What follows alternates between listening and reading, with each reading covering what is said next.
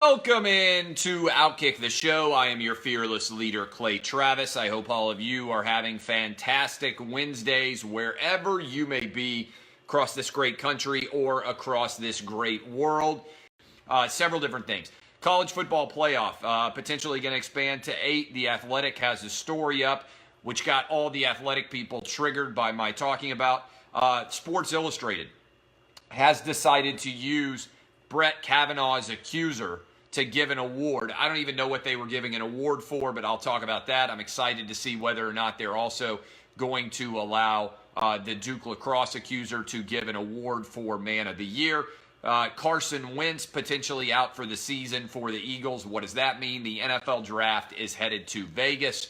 We are going to get to a lot of it, but let's start with the 8-team playoff story, which popped on social media today. The Athletic has a story up. Now, nothing is really that surprising in this story. So let me tell you what I've been saying about the 8-team playoff for a long time. It's going to eventually happen.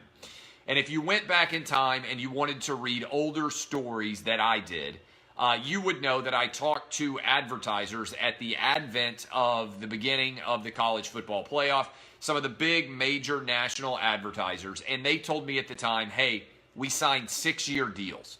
So even though this was initially announced as a 12-year college football playoff deal, there was only a 6-year deal signed for the advertisers because there was the expectation this was going to be popular, and if it became popular, that everybody was going to be able to go out and actually get more money when they expanded the college football playoff. My favored opinion now, as I continue to go through everything, is I actually think the College Football Playoff Committee has done a really good job. I would be fine with them selecting the 8 teams. I would also be fine with awarding 5 automatic bids. I'd be the conference champs. Regular season, I'd be fine with doing away with the conference title games, but my preference is just give the top 8 teams that are in the college football playoff a spot in the playoff.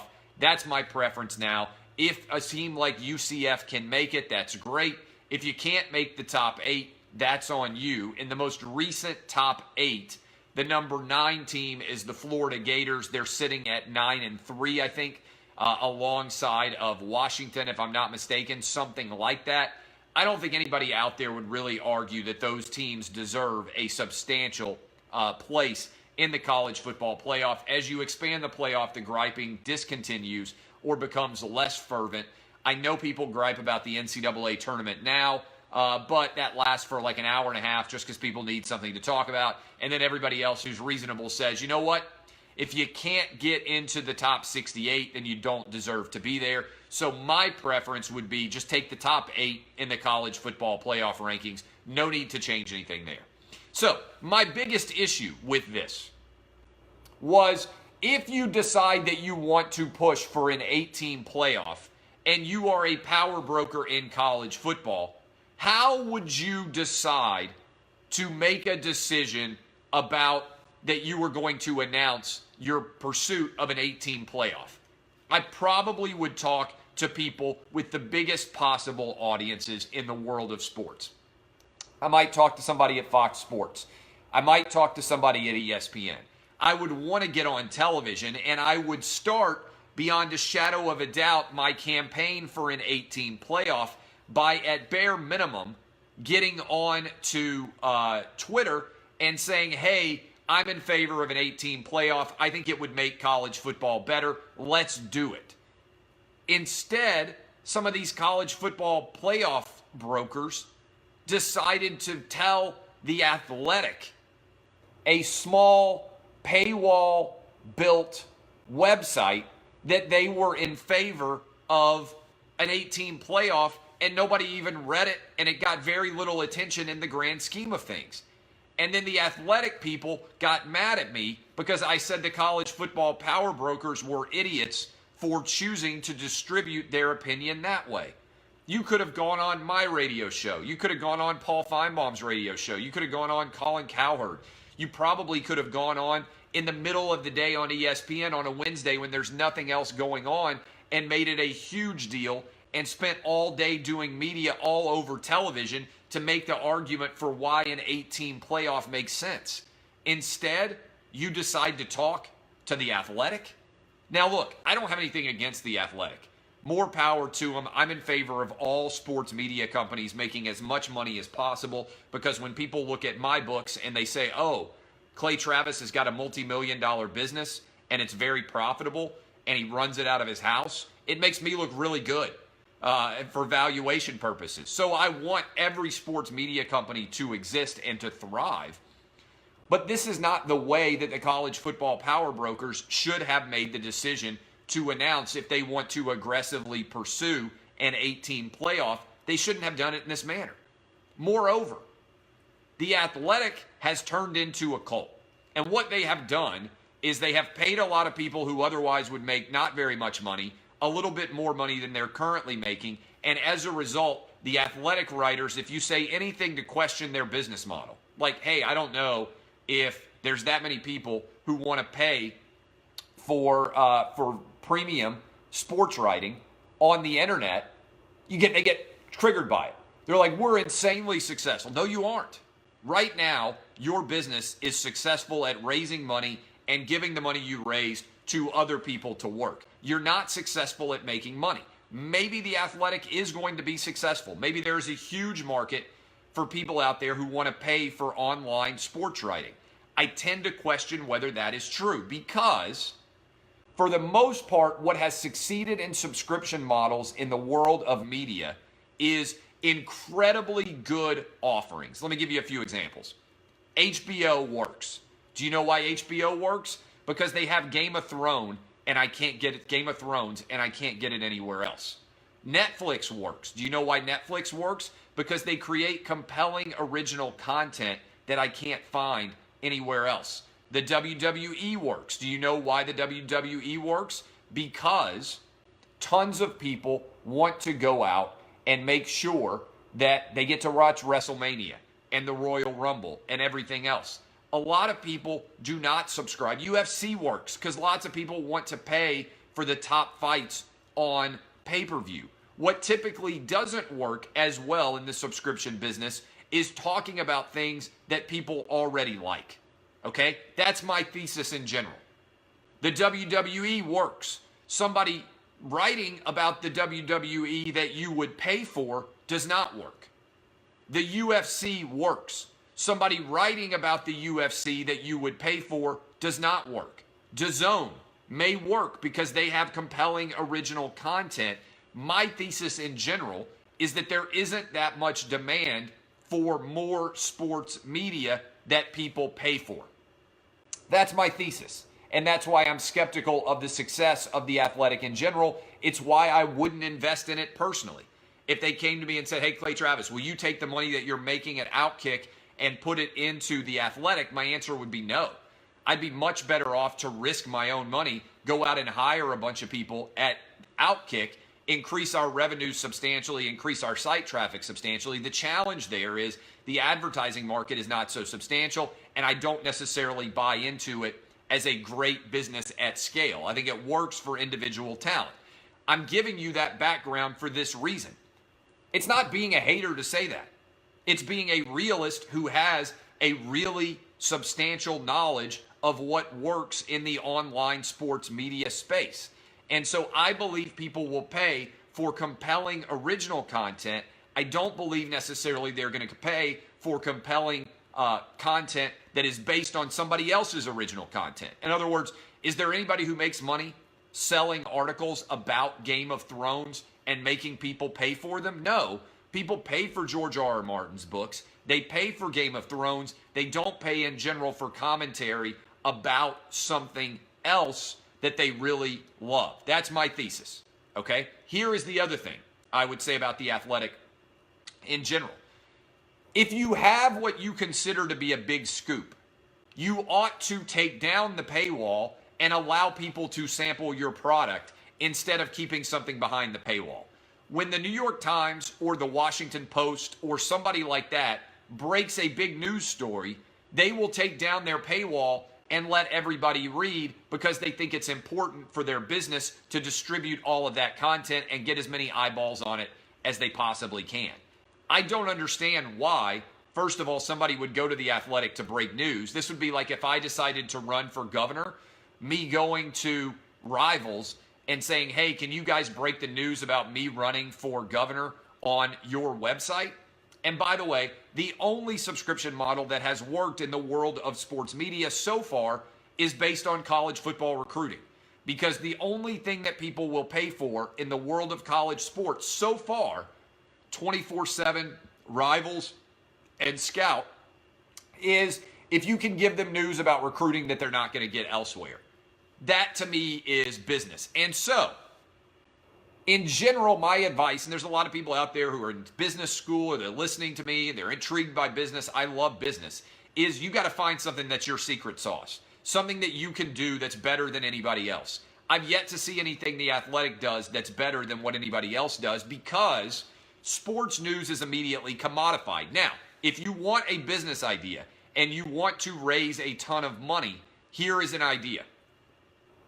I can see there being real value in paying all of the top newsbreakers in the NFL to take all of their news breaking off of Twitter and put it into a really high-end gambling website, such that if Adam Schefter or someone is going to break news about Carson Wentz, instead of breaking that news on Twitter and letting millions of people have access to it immediately, could there be value in Adam Schefter breaking that news in an elite for-profit gambling company for sports gamblers who immediately get alerted about the Adam Schefter news and might be able to rush out and bet the Rams, for instance, and make money based on that information being able to trade in the markets as sports gambling becomes more legal nationwide than exists right now. In other words, rather than have Adam Schefter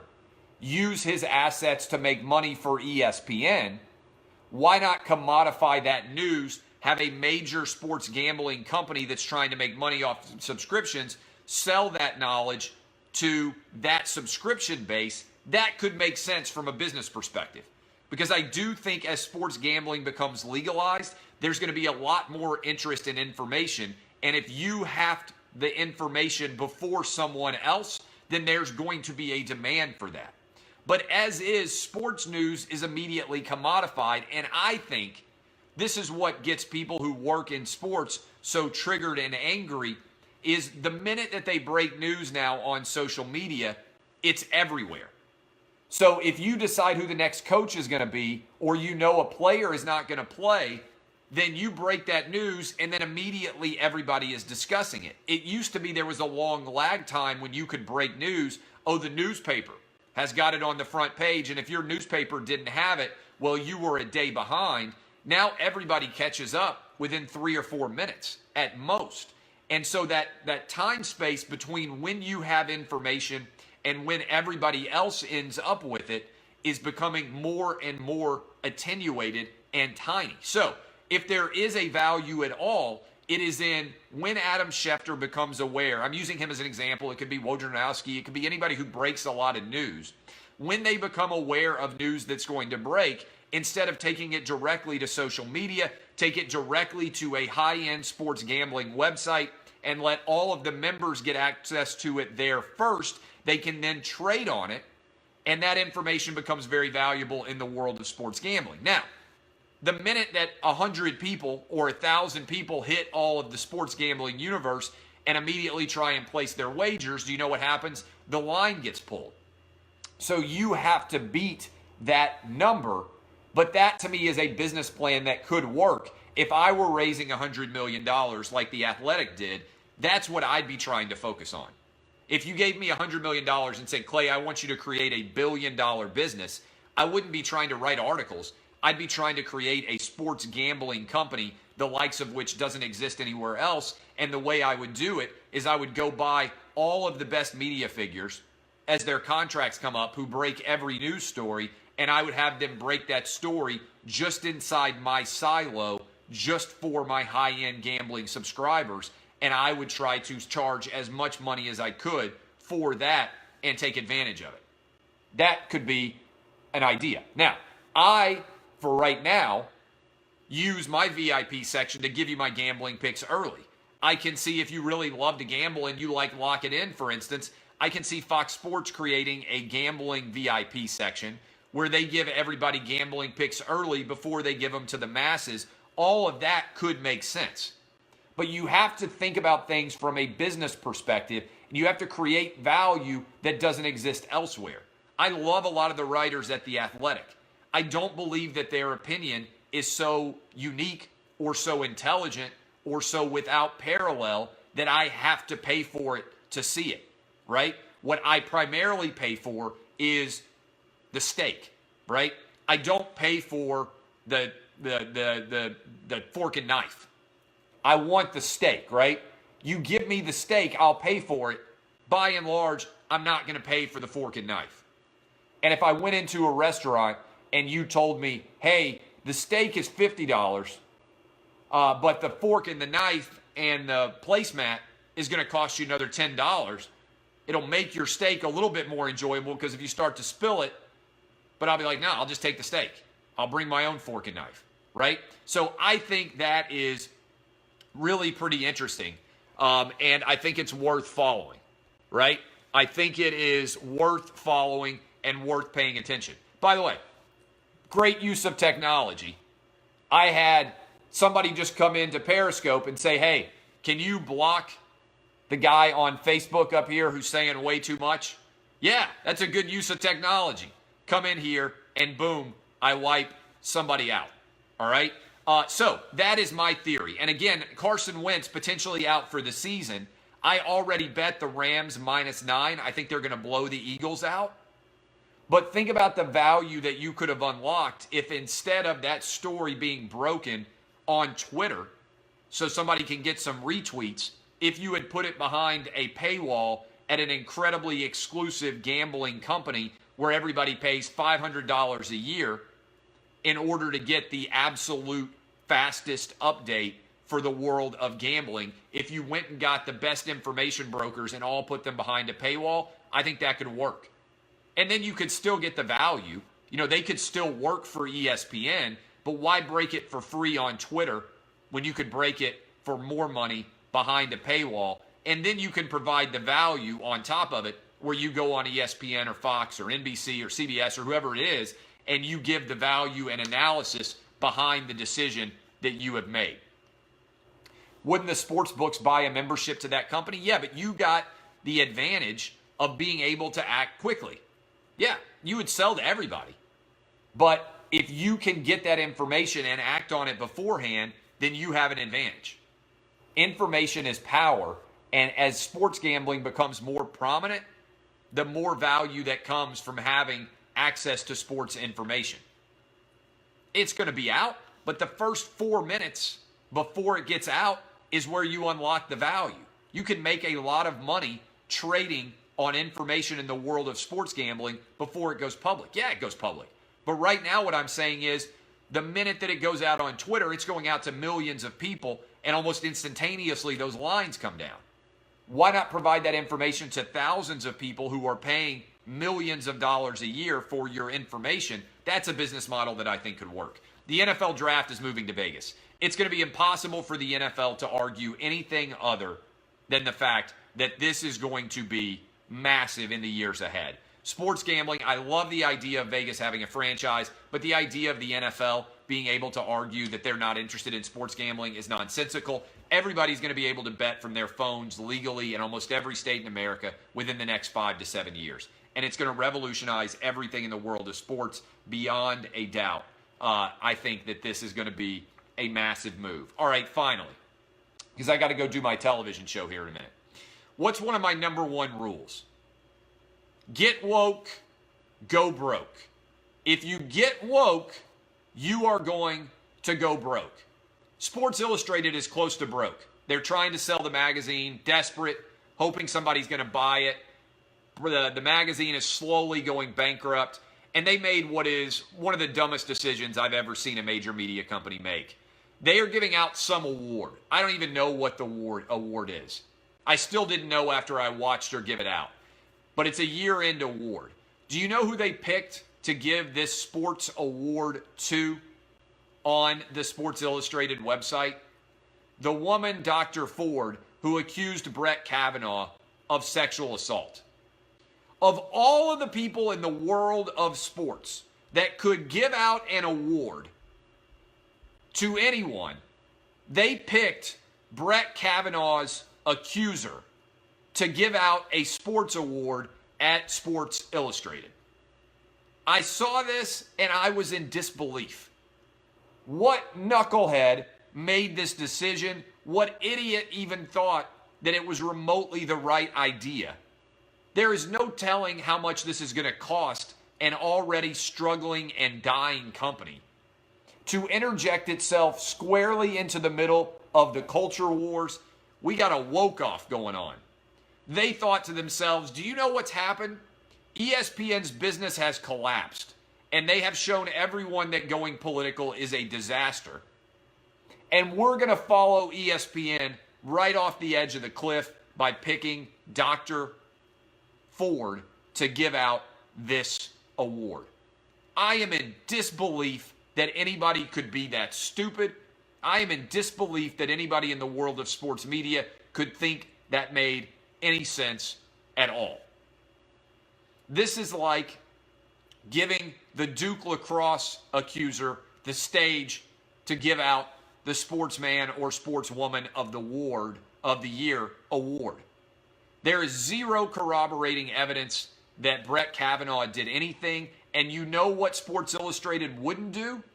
They wouldn't have let Brett Kavanaugh give out an award, and he's the Supreme Court justice who did absolutely nothing wrong and got his name dragged through the mud by a woman who couldn't remember the date, the year. Every witness refuted everything that she said about her accusations. And then Sports Illustrated decides, you know what we should do? We should bring in this woman and have her give away an award. It's one of the dumbest decisions I have seen in years in sports media, and I have written and talked about a lot of the decisions that ESPN made. This is unbelievable that anybody could make this decision. I find it to be utterly abhorrent in decision-making, and it represents everything that I wrote against in my book, which I would encourage all of you to read, Republicans Buy Sneakers Too. Also, final thought here. I think I got everything in. I got to go do my television show. For everybody out there from The Athletic who is watching this, I said I would be happy to share their financials and their actual subscription numbers. They have not done that. They have reportedly raised $100 million, and they have 100,000 or so subscribers. That ain't good. That ain't good. And so for everybody out there who believes The Athletic is going to be their savior, you better be looking for somewhere else. I've seen this ship go out to sea before, and you know what it always does? It sinks, and everybody tries to find a lifeboat. I think that's where The Athletic is headed. Love all of you. If you enjoy my show, go out there and share it. This has been Outkick the Show. I got to go do TV now. My name is Clay Travis. This is always fun. My lesson and my charge to all of you, DBAP, unless you need to SBAP. This has been Outkick the Show. See y'all. See y'all. Facebook, love you. Lock it in time.